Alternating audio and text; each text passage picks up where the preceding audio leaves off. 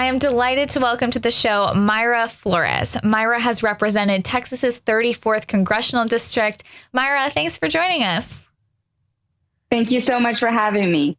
Well, Mayra, I'm so excited to have you here. I love being your friend, following you on social media, and you ran such a great campaign. But I wanted to ask you a little bit about what you think kind of went on in the midterms, because I know you tweeted at the time that the red wave unfortunately didn't occur. So what do you think are some things that kind of didn't happen in 2022? Well, I can speak only for South Texas. I am very proud of the work that we did here in South Texas. I won the special on June 14th, and I became the first Mexican-born Congresswoman ever elected in Congress. But that district was a Biden +4 district. It was still a Biden district, a competitive district, and was very proud of winning that special election. But we were redistricted, and that district became a Biden +16, which made it 4 times harder. But we didn't want to give up. We wanted to continue pushing the conservative message because we know South Texas is very conservative. We're all about God, family, and country. And we're very proud of the work that we did here because it's no longer a Biden +16 anymore. Now it's a D8, which makes it a lot more competitive than before.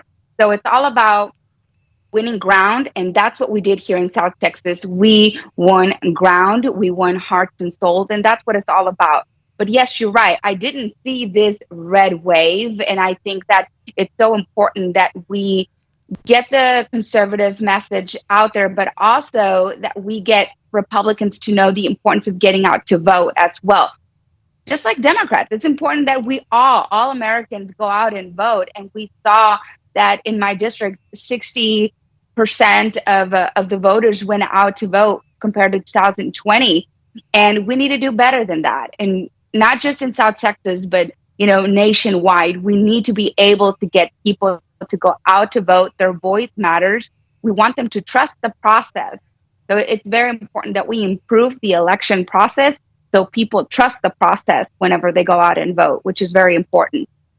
Absolutely. And I think it's so important too, like you mentioned, so much progress was made, even just for the future, even just for bringing more people over to the conservative side of things. And sometimes maybe it's about the long-term battle involved as opposed to, just this one time, because over time, it'll take time to continue to reach a lot of people in South Texas. But do you find that many people are kind of leaving the Democrat Party as they realize the crime and so many of the bad policies coming from there have been affecting them?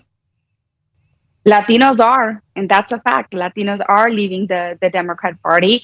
But I think it's important that we also focus on issues that are important. The water is important, but there was also a lot of misinformation. For example, the Democrat Party here was telling the elderly community that the Republican Party was going to take away their Social Security, when in fact, it's their policies that are killing Social Security and their retirement benefits. That's what the Democrat Party is doing. They're killing their Social Security, hard-earned money. They're killing their retirement benefits with their policies, sending billions and billions of dollars to Ukraine with this crazy overspending. They are killing Social Security. They are killing their retirement benefits, but instead they spread this lies in all over South Texas that Republicans, that Mayra Flores was going to be taking away their Social Security. They spread this message that we were extremists. So a lot of misinformation, a lot of lies were spread in South Texas, and I'm sure throughout the country as well. So it's so important that we fight back. Yeah. It's so important. Yes, let's talk about the economy. Yes, let's talk about inflation. Let's talk about the border, but let's fight back these attacks. Let's not allow them to destroy our image when they're the ones that are destroying our country. Right. And I wanted to ask you a little bit about this term Latinx, because the left has gotten very into using that term, though I don't find that a lot of people actually use the term. And I saw you tweeted about that. So what's kind of your reaction to the Latinx term? Honestly, Latinos don't use that. So these are people that are honestly not Latinos or not Hispanics, don't understand our culture. That is not who we are. We've always been Latinos. It will continue to be Latinos. It's not going to change. But it's just nonsense. And they want us to focus on the nonsense and not focus on the real issues that are impacting our everyday Americans. Yeah. And I do think that many people want actual solutions. They actually want their life to be better. Like you mentioned, talking about the economy, also talking about crime, talking about God, those things really influences people. But when you start to make it about really silly terms like Latinx, it doesn't really resonate. And so maybe over time, a lot of people in that area will continue to move in the conservative direction. Do you find that the strategies there are generally like working well, or do you feel like we still have a lot of issues we need to overcome there? Well, there is a lot of issues that we have to overcome, but I think that it's all about growing and making us better every election, and I've come wiser. I'm not the same person that I was in 2018, 2020. Like, we grow every year, every day. And that's what it's all about, learning and being better, and also learning from our mistakes and just moving forward. That is all it's about.